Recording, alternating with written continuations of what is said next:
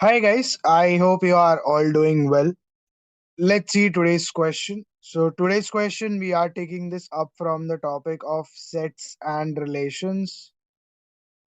And if I talk about the question which is given to us here from this topic, the question tells us let X is a set where n belongs to natural numbers and the values of n go from 1 to 50. So basically there are 50 elements in this set X. Further, the question tells us that if A is equal to n belongs to x, where it's given to us that a condition says n is a multiple of 2. So when it's told to me n is a multiple of 2, then B set same thing n belongs to x, but it says n is a multiple of 7. Then further the question tells us to find out how many number of elements are present in the smallest subset of X, which contains both A and B. So we have to find that. And if I talk about the answer choices that are present here, the answer choices are given to us as 7, 25, 29, and the last answer choice given to us is 32. So we need to figure out how many answer choices or what are the answer choices that are correct in this question. So let's figure out.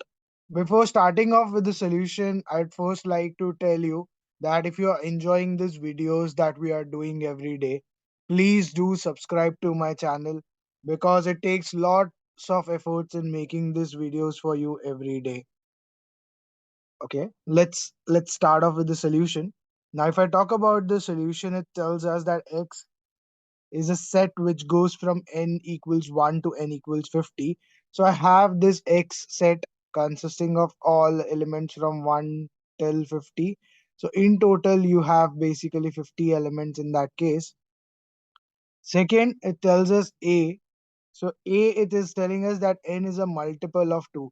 When n is a multiple of 2, I will have different elements for A, which is 2, 4, 6, 8. So I'm writing all the multiples of 2 till 50. So in total, if you see, every alternate number is a multiple of 2. So out of 50, basically we have 25 elements. For set B, it's told to me n is a multiple of 7. So if I write the multiples of 7, it's 7, 14, 21, 28, 35, 42, 49. So in total, I have there 7 elements. So for set B also, I have 7 elements here. Now further, the question is asking me to find out how many number of elements are present in the smallest subset of X, which contains both elements of A and B. So basically, my smallest subset, which is asked to me, that we need to figure out. We have to find out how many elements are present in this subset, and it should contain all the elements of A as well as all the elements of B.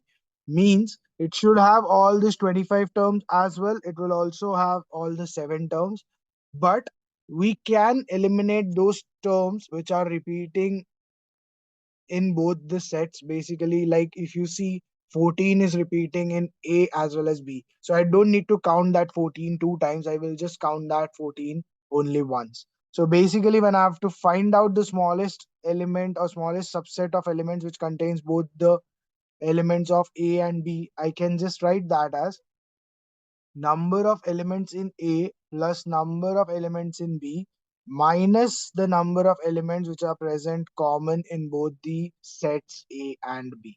So if I find out how many elements are present in the set A and B, the first one can be 14, the second I can see 28, and third even number I can see which is 42.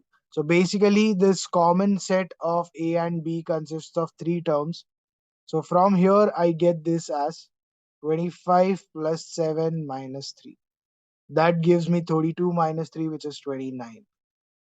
So I get the answer to the question which is asked to us, and the answer for this question is 29. So C becomes the correct answer here for the question that is given to us. I hope you have understood how to solve this type of questions. So we just figured out how many elements are present in set A, how many elements are present in set B, and how many elements are present in the set of A and B. So we got the smallest subset of all the elements which has both or both the sets A and B with all the elements. So we just figured out 25 plus 7 minus the three elements which are common in both the sets so that it counts only once. So we get the total elements as 29. I hope you have understood how to solve this question. I'll see you again tomorrow with some other question from some other topic. And we are going to continue our series of questions on JEE mains. So stay tuned for more videos to roll out. Also, if you're enjoying these videos that we are doing every day, please do like the videos as well and do subscribe to my channel and share these videos with your friends also who are involved in the preparation of questions on JEE so they can also take the benefit from these questions which we are solving on everyday basis. Thank you.